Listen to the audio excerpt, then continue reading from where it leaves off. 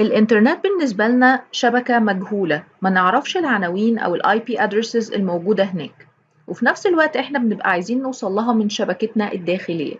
لو حاولنا دلوقتي نعمل اختبار من R1 لشبكة تكون موجودة على الإنترنت اللي هي مثال بالنسبة لنا هنا شبكة ال100 وعملنا بينج كده على 100 100 100 100 وهي عبارة عن لوب باك انترفيس موجودة عند الإنترنت هناك، وجينا عملنا انتر كده هتلاقوا انه مفيش رد خالص وعمال يديني دوتس. هنحاول دلوقتي ان احنا نعمل روت من R1 للإنترنت وفي نفس الوقت احنا ما نعرفش اي عنوان هناك ولا حتى شبكة ال100 علشان نعمل كده بنستخدم حاجة اسمها الديفولت روت. من عند R1 بنبتدي نقول له IP root ان انا عايزة اوصل الى، وابتدي المفروض اكتب الشبكة زي ما انتم شايفين السنتكس شبيه جدا ببتاع الستاتيك روت. في الستاتيك روت هنا المفروض ان احنا بنبتدي نكتب الديستنيشن نتورك اللي احنا ما نعرفهاش، فعلشان نقول له احنا عايزين نوصل لاي شبكة مجهولة او اي شبكة ما نعرفهاش فبنكتب روت عبارة عن 4 اصفار 0.0.0.0. الراوتر كده بيفهم انك عايز توصل لشبكة مجهولة. طيب ايه الماسك؟ برضو الماسك احنا ما نعرفوش فبرضو بنكتب 4 أصفار عشان يعبروا عن أي ماسك مجهول احنا برضو ما نعرفوش.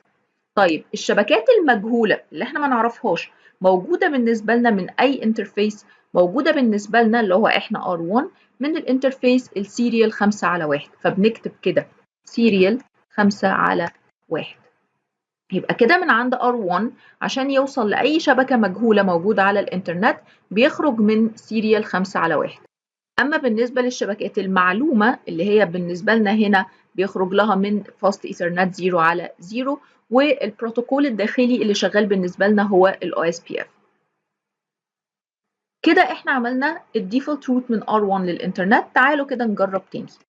هنبتدي تاني نعمل بينج على نفس الشبكة هنلاقي ان احنا فعلا ابتدينا نوصل للإنترنت بنجاح. هنيجي بقى لمشكلة تانية هتقابلنا وهي باقي الانترنال راوترز او الراوترات الداخلية اللي جوه السيستم بتاعنا. زي بالنسبة لنا هنا كمثال R2. R2 يعبر عن اي راوتر جوه السيستم ومش كونكتد بالإنترنت بشكل مباشر. يعني ممكن R1 ده يبقى كونكتد ليه شبكة كبيرة جدا عبارة عن عشرات ومئات الراوترات واللي برضو عايزين يبقوا واصلين بالإنترنت. لو جينا نجرب دلوقتي إن احنا نوصل للإنترنت عن طريق R2 المرة دي ونعمل كده بينج على شبكة ال100 زي ما عملنا من R1 من شوية، هنلاقي إن R2 لسه ما بيعرفش يوصل للإنترنت مع إن R1 بيعرف يوصل، وده بسبب إن R2 ما عندوش default root. هنا انت عندك 2 اوبشن، يا اما تيجي من R2 وتبتدي تعمل له default root زي اللي عملته من R1 بس المرة دي يبقى بيطلع من انترفيس تكون عنده هو شخصيا زي FA 1/1، وهنا تبقى حاجة مش عملية خالص خاصة لو عندك عدد كبير من الراوترات لانك مطلوب منك انك تعدي عليهم واحد واحد وتبتدي تعمل default root لكل واحد فيهم. ده كده configuration كتير جدا جدا انت في غنى عنه. هنا احنا هنستغل البروتوكول الموجود اصلا عندنا. هنا ال OSPF موجود و R1 already عليه OSPF و R1 already عنده default root.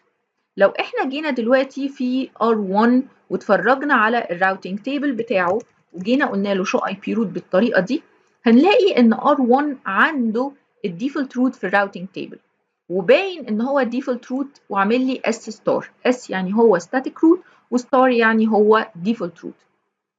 طيب نيجي ازاي دلوقتي نخلي R1 يعلن عن الديفولت روت جوه السيستم الداخلي؟ يعني زي ما R1 بيعلم شبكاته الكونكتد ل R2 عن طريق ال OSPF، احنا عايزين R1 يعلم الديفولت روت ل R2 عن طريق ال OSPF. خدتوا بالكم من الحركة؟ فهنيجي دلوقتي من عند R1 اللي هو عنده الروت وانتوا زي ما انتوا شايفين هو شايفه وكأنه directly connected network، فاحنا هنقول له ان الديفولت روت اللي عندك ده انا عايزك تدخله جوه السيستم عن طريق ال OSPF. هندخل نقول له راوتر OSPF 1 اللي هو ال OSPF process اللي عندنا اصلا، وبعدين مش هنقوله طبعا نتورك لان امر النتورك بيستخدم مع الكونكتد نتوركس. هنا في عندنا امر مخصوص اسمه default information originate استنى default information originate default dash information على بعضها وبعدين originate لوحدها. دوس انتر كده وبنستنى شوية وبعدين دلوقتي لما بنروح عند R2 اللي هو أصلا الراوتر اللي ما كانش عارف يوصل لشبكات ال100 تعالوا كده دلوقتي نقول له show IP route الأول. هتلاقوا إن فعلا اتضاف له default route زي اللي كان عند R1 بالظبط، بس المرة دي بيقول لك أنا اتعلمت الديفولت روت ده عن طريق ال OSPF لأنك ما ضفتوش بشكل ستاتيك، لا هو OSPF روت، وهتلاقوا إن جنبه علامة الستار لأنه ديفولت، وهتلاقوا E2 يعني external type 2 root، يعني ده روت بيخرجني بره السيستم بتاعي خالص، وكاتب لك يعرفوا ازاي والقصص دي كلها. لو انت عندك 100 راوتر جوه السيستم كان هيكفي جدا الامر اللي انت كتبته من R1 ده علشان يعلمهم كلهم الديفولت روت اللي عنده. فتخيل ال100 راوتر بدل ما كنت هتكتب عليهم 100 امر عشان توصلهم للانترنت، انت احتجت امر واحد بس من عند R1.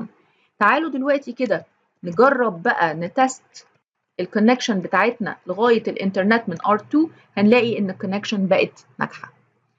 الديفولت روت يا جماعة من اشهر الروتس الموجودة، وهي دي اللي بتساعد اي جهاز ان هو يطلع على الانترنت او يوصل لاي شبكة مجهولة.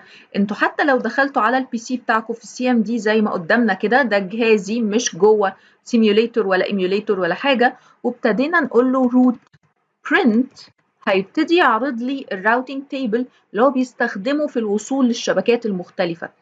أول سطر في الراوتينج تيبل هتلاقي مكتوب لك في النتورك ديستنيشن شبكة 0.0.0.0 اللي هي الديفولت روت، والنت ماسك بتاعها 0.0.0.0 اللي هو أي ماسك. وأنت عشان توصل لأي شبكة أنت ما تعرفهاش من البي سي بتاعك بتروح للديفولت جيت واي اللي هو الراوتر بتاعك عن طريق الانترفيس اللي هي بتاعة الجهاز بالاي بي بتاعها. فزي ما انتم شايفين الديفولت روت استخداماته متعددة سواء من البي سي أو من الراوتر. لو وصلتوا لحد هنا يا ريت تعملوا لايك وشير كتير عشان نوصل لأكبر عدد من الناس، ولو عايزين تحصلوا على الكورسات الكاملة المسجلة بخصم 50% لغاية يوم 30 يونيو يا ريت تبعتوا مسج على صفحة الفيسبوك أو على رقم الواتساب الموجود هناك برضه. شكرا ليكم.